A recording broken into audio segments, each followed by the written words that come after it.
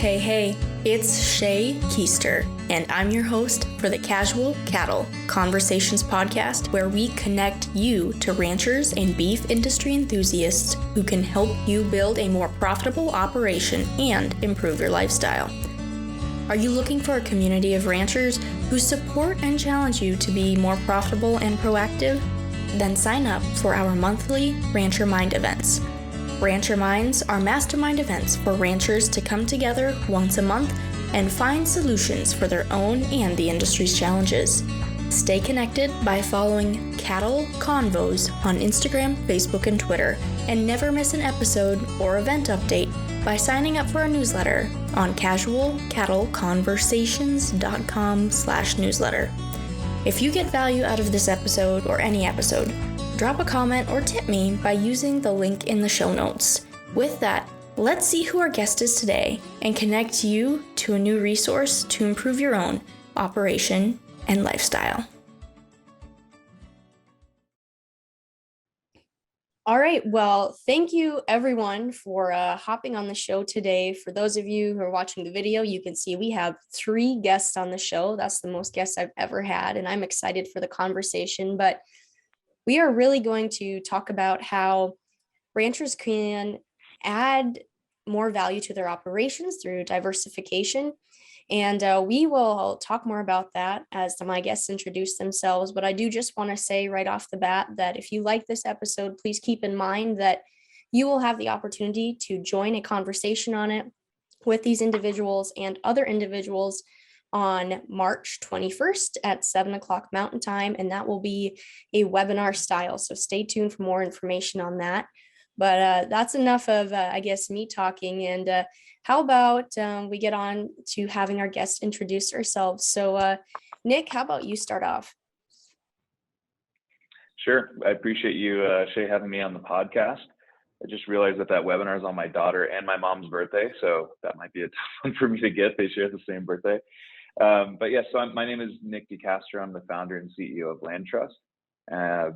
I'm based up here actually in Bozeman, Montana, and I started the company in 2019. So we launched it just around, I think it was right at the beginning of October in 2019. I'll be happy to hop in and share more as we go through, but maybe, I don't know, John can introduce himself next. Yeah, well, thanks for having me on the podcast. And Shay, it's fun to see you again after our first meeting at Nebraska Cattlemen's. I'm based in Crookston, Nebraska. I've spent my whole career in agriculture, ranching and farming, not as much farming, but a lot of ranching. And I'm just really pleased to be able to be involved with LandTrust in that in my whole career. And I spent a lot of my career managing ranches, 26 years with Turner Enterprises, running their properties here in Nebraska. Then plus they moved me on, and I was able to work throughout the whole Western United States. So I had the advantage of getting a lot of experience in a lot of different areas and a lot of different styles of ag production. But the big thing that comes out with every ag operation I've either managed or done consulting work with is revenue streams and having a diversity of them. I really look at the land business as being that, a business. First and foremost, landowners should be in the land business. Everything they do off of that, whether it be, livestock production, farming, whatever comes up on the land, is a side enterprise. And you need to look at it that way. So the first thing is to look at your land ownership as a business. And that's what I strive to do, and try to help LandTrust guide people a little better into that type of revenue stream diversification. Well, awesome. So Jody, let's talk about your background a little bit. Hi, it's good to be on with everyone today. My name is Jody Dexter. My husband and I own and operate Lovejoy Ranch, which I'm 6th generation here. Bob and I were able to purchase this family ranch in 2012. And I guess we kind of got started. It was an easy start, I guess, into LandTrust. We got invited to a meeting and met Nick and some of the other folks that were associated with LandTrust. And I guess, as you say, the rest is history. So that's kind of how we got started, was just a personal invitation from some folks down around Hyannis that we knew, and kind of just jumped in based on their recommendation, while also meeting Nick. He's a good guy, so that's how we got going. I'd like to thank Chris Abbott personally, Chris and Carver and the Abbott family, because they were the ones who helped put that together down there. Right. So kind of moving on to the topic of, and John, you already rolled into that really well about how ranchers need to diversify their income sources. So let's talk about how LandTrust has worked to help ranchers tackle this challenge. Sure. So yeah, this is where we've really focused a lot of our energy. I'll get into kind of why I started the business. I don't, the punchline is I didn't come from ag, so I'm learning every single day. But how we're helping producers, whether they be farm or ranch, and we're in 36 states now, diversify is really, what I've learned coming into this business is that, working lands are going to require stacked enterprises. Commodity businesses are tough, and there's a lot of things that you don't control as a producer. And so in order to kind of, allude to what John was talking about with the land business, you got to start looking at these other kind of buckets of income that you can put together. So we really focus on recreation. It started out with hunting. That's because I am a hunter and I wanted to use this product and it didn't exist. And I'm happy to kind of talk about that. But really how we're helping producers diversify is we're making it really simple and safe for them to start tapping into the recreational value of their land.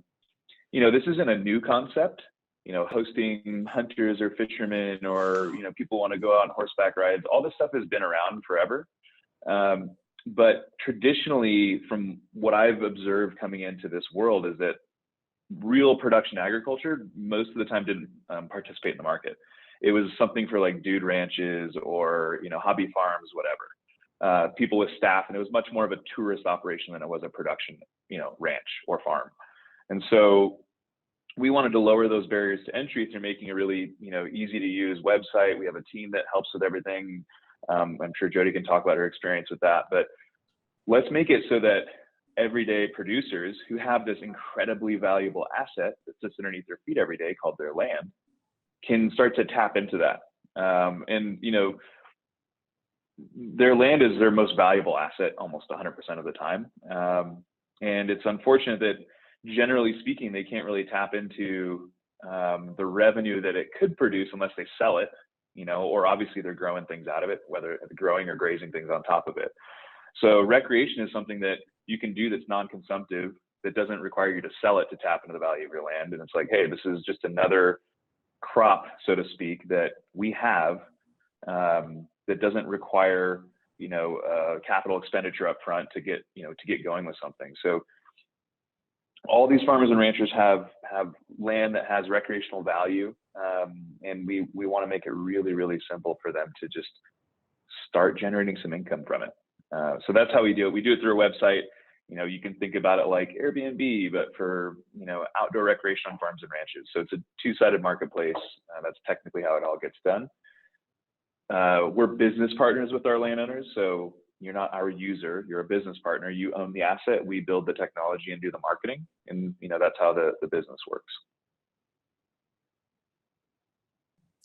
Well, awesome. I think, and I appreciate you talking about that explanation, and we will dive in a little more about how that works and, talk about Jody and her family's experience too. But John, do you have anything else you want to add to that about how LandTrust is helping tackle these challenges and help ranchers with, find or really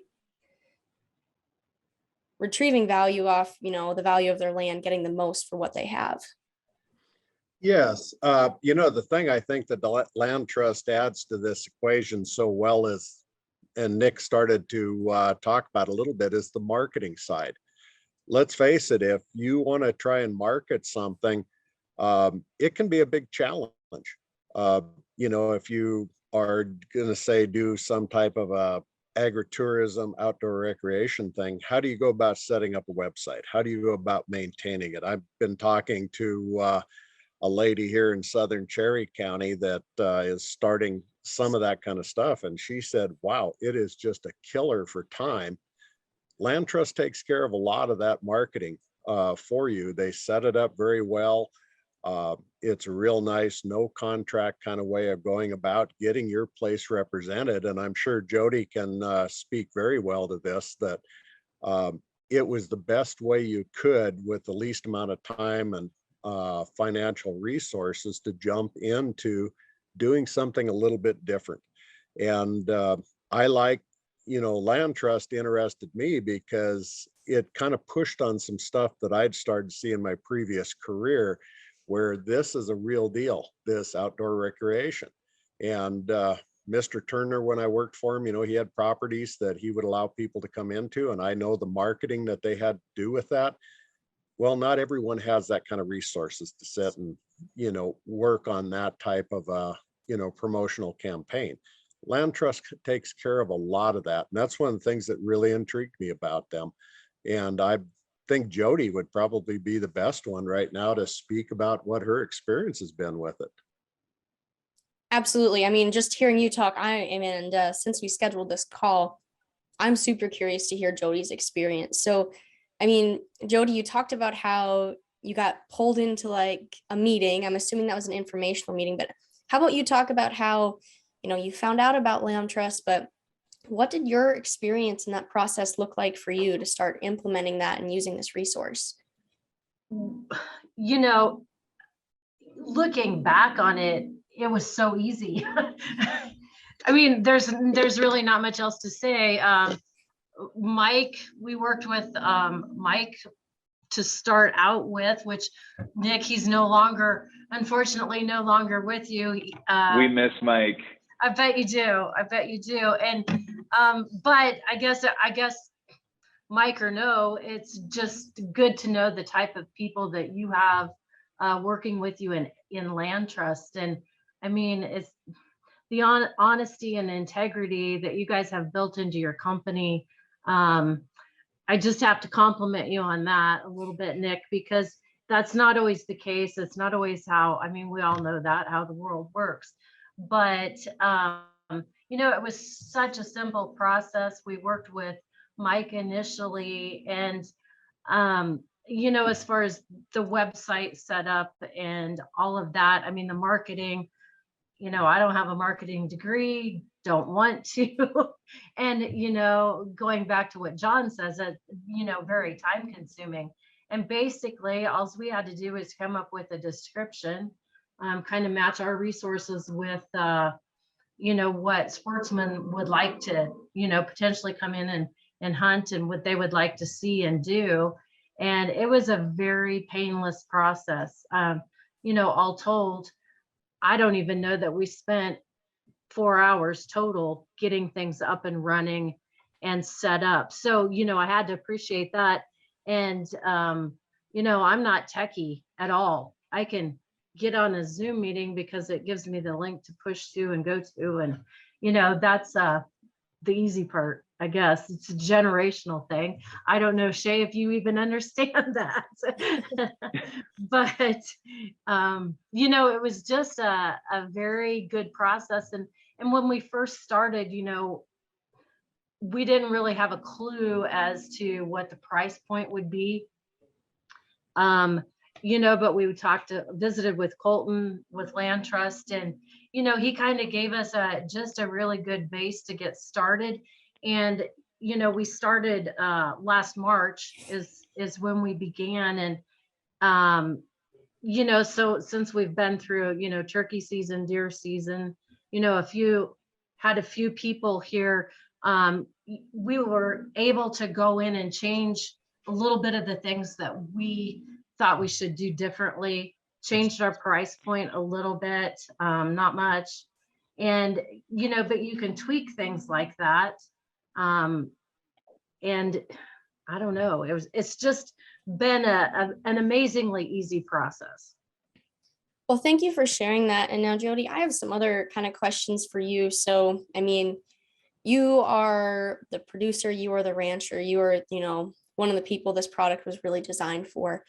What benefit and what impact has using this brought to your ranch? I mean, what's the main difference you've noticed on your operation now that you have this additional revenue source that was easy for you to implement?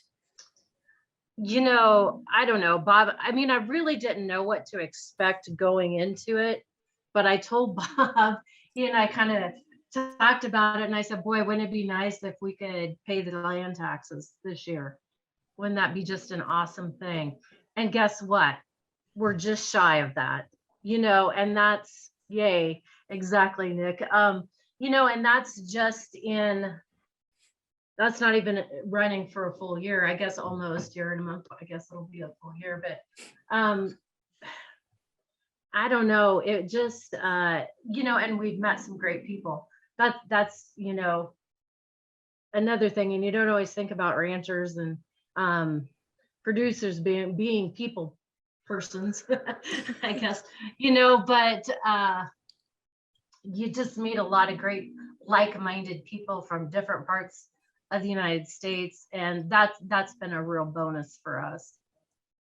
Well, that's exciting to hear. And I really thank you for sharing, how you made that comment. Wouldn't it be nice if we could pay our land taxes this year? Because, I mean, I don't have to emphasize that the financial standpoint for ranchers is a huge pain point in a lot of areas. And it's sad, but, there are tools like this to help lessen that burden on some of those financial constraints. Now, you brought up a point that you got to meet a lot of people. Now, I know there's a lot of flexibility that LandTrust offers, but, was it something where you felt like you had to host them? Like, what was your comfort level, or how did you become comfortable with having different people on your ranch? I realize all ranches are different, but, I'm not going to have somebody on our ground amongst our livestock without meeting them first. So I know some operations probably can have people just go to a certain waypoint and, you're on your own, free to go. Bob and I weren't really comfortable with that. You want to know who, I guess, shake the hand of the person that you're allowing on your place. And, that's just kind of our philosophy. It's not like we hold their hands. We don't guide them. I mean, we make sure that they know the boundaries, and, we've got to live next door to our neighbors. So we don't, want to have any mistakes or anything like that. So we just kind of meet them, show them the ropes. If they want extra help, we're more than happy to provide that. And people do get stuck, and you do have to pull them out. That's just part of it. But I guess that's only happened twice. But people will handle it differently than we do. You can be as hands-on or hands-off as you want. But the people that we have hosted have pretty much wanted to guide themselves, and we're primarily hands-off, but we know where they're at, type of thing. Well, awesome. Yeah, one of the oh, sorry about that, Jay. Go ahead, Nick. I was One of just the things gonna talk about, what that looks like, and kind of move into some of the features of LandTrust and how that works, if you Sure. want to talk about that and the freedom and flexibility ranchers have. Yeah, certainly. And Jody, thanks for that. We try our best to be, real partners. So partnerships are based on honesty and trustworthiness and hard work. So that's something part of our culture. But I think there are a couple things that stood out there, and I love listening to our partners talk, because it's, I'm not in the day-to-day on a lot of these things. We have a great team here now. Jody mentioned Mike. Mike was awesome. He was like our first landowner success guy. He was a veteran, and then he went back into the DOD. So we said, hey, we love you, good luck. But we've since then built out a team that does everything for landowners. So we know you're busy. Saying, hey, go build all your own stuff probably won't work out that well because there's just not enough time. So we've got a team, we've got people in market that will go and visit your ranch. They'll take photos of your place. They'll work. Jody, you don't even have to build descriptions anymore. We'll do that for you. So we have copywriters. We'll help you with pricing. But that goes into kind of what Jody was touching on there is like, again, I don't come from production agriculture. So this has been a whole new world and I love it. And when I started the company, I kind of thought that income would be the primary motivator for producers, and it's not. Control is always the number one motivator for producers, whether they're row crop or ranch, whatever state, doesn't matter. And I've had probably a few thousand conversations with producers now in a lot of different states. And they want to control their land, their property rights, their way of life, and their business. And so we orient ourselves around our producers being in control. So, Jody was touching on like, hey, for our place, we want to just meet you when you show up and we'll kind of show you around real quick and make sure you're all good. Well, before that, before someone ever shows up to your place, with LandTrust, basically, I, as a guest, could make an inquiry with Jody saying, hey, I saw you got turkey hunting or fishing or bird watching, whatever, and I'm interested. So no one can just book your place. It's not like a hotel. They make a request and then you can message with them, you can have a call with them, and you can feel them out and you can say no for whatever reason you want. So before anyone even shows up to your place, you would have already communicated with that person or persons. So again, that goes back to control. We always want the producers to be in control. What they offer, when they offer it, how much they offer it for, who they allow on their place. And so, those are really important things. And then from a tactical perspective, when we kind of set up a new property with producers, we'll come out and we'll actually make digital maps of your property with waypoints. So like, hey, here's a gate, here's where maybe a tree stand is, a trail, a path, here's where you can't go. We'll build all those things for you so that if you wanted to be hands-off, literally once you accept someone's booking request, we'll send over that package of like digital maps so they know all those things with arrival instructions. So you don't have to, like some of our highest earning producers in 2021 or 2020, excuse me, never met anybody. Now that's their own prerogative. They felt comfortable with that. A lot of people say, hey, call me when you get to the gate or whatever your rules are. And so kind of tactically, that's how these things work. And, Jody, you get a text message and an email when someone makes an inquiry or messages you. So you can be out on your phone, doing whatever you're doing on your place, and you'll get a text from LandTrust saying, hey, Nick made an inquiry. So we try to make it really easy. We don't have a mobile app yet, but it is mobile web and, it's pretty easy to use. But yeah, we made it for producers to be out. You don't have to be in front of a computer. You can manage it, basically from your phone. Well, awesome. And thank you for kind of explaining that and going through what that looks like, but really talking about how, the producer has that control. The producer, it's not like a complete stranger showing up. You get to talk to them first. You have control of when they're coming, what they'll be doing, and exactly how much freedom they will have. Because I know personally, from my standpoint, that would be, one of my main concerns would be like, okay, well, is it just going to be random people on our land? But knowing that you have that control is worth a lot. Yeah. The other thing I did want to mention on that portion of it is after if any of your listeners have ever booked at Airbnb or VRBO, they'll get the concept, but we ID verify every single guest on our platform. So they have to upload their driver's license, their passport. They accept our terms of service, which kind of like they hold our landowners harmless for activities they do on their place. We also have an insurance piece. But I think one of the important things is landowners are rating their guests after every interaction. So if I came out to Jody's place after that trip, she rates me and I rate her. And so this is what two-sided marketplaces are really good at, is transparency. And so, we're tying you to your real identification. You're paying with credit cards, and then you're being rated by the landowners afterwards. So, Jody, as time goes by, she'll be starting to receive requests from guests on LandTrust who have been rated by other landowners. And so that's that's new in this world, because I could go door knock on Jody's neighbor. I could go to Shane Kimes' place and do something really bad. And then I could show up to Jody's house and knock on her door and she'd have no idea. So LandTrust really starts to add transparency to this. And so landowners can feel comfortable, like, okay, I can see that they've been on other people's places. They've been rated 5 stars. They've said nice things about them. Like, I feel much better about that.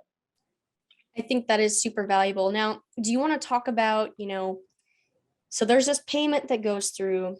What percent of that payment does the producer receive? If you're charging this many dollars for 3 days of hunting, what percentage of that does the producer see? What percent does LandTrust see?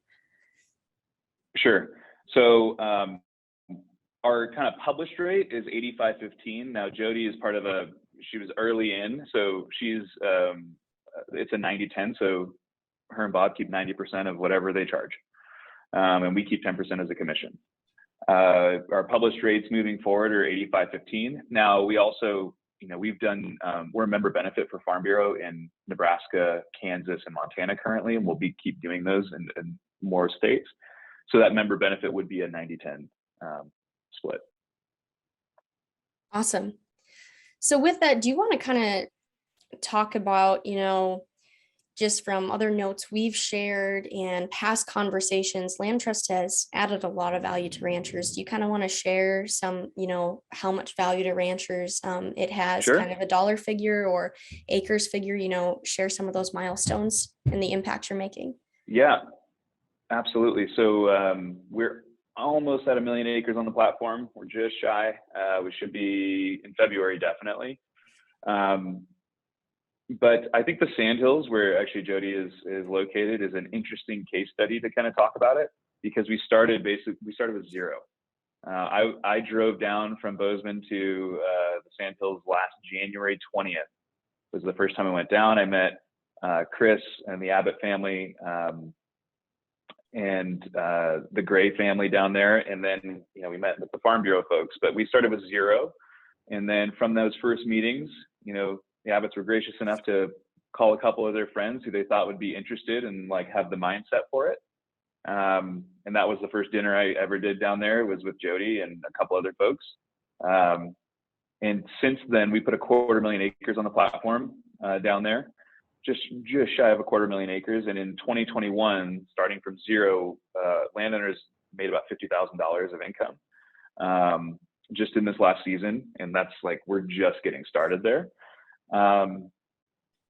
And based on kind of some of the work that we've seen in rural economic development, it's usually a 1-to-1. So estimate another $50,000 in spend in those communities.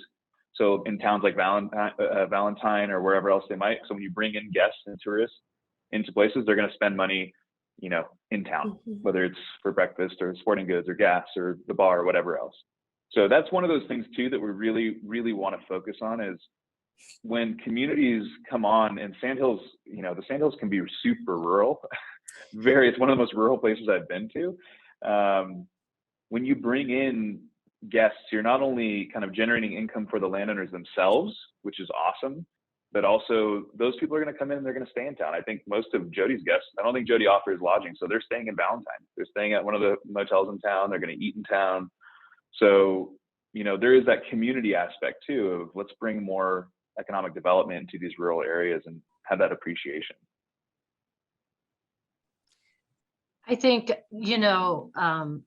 as far as for potential, I guess, landowners that are to be a part of LandTrust, a lot of ranchers around have a bunkhouse, that people could stay at, or, an extra house, a generational thing. Maybe they've got a house on their place sitting empty. We don't provide housing, and, we're close enough to Valentine. We've got a neighbor to the west of us that they've got some cabins, so it's not a have to. And I guess it's kind of like, if you build it, they will come. So, you don't have to have that, I guess is what I'm saying. Sure.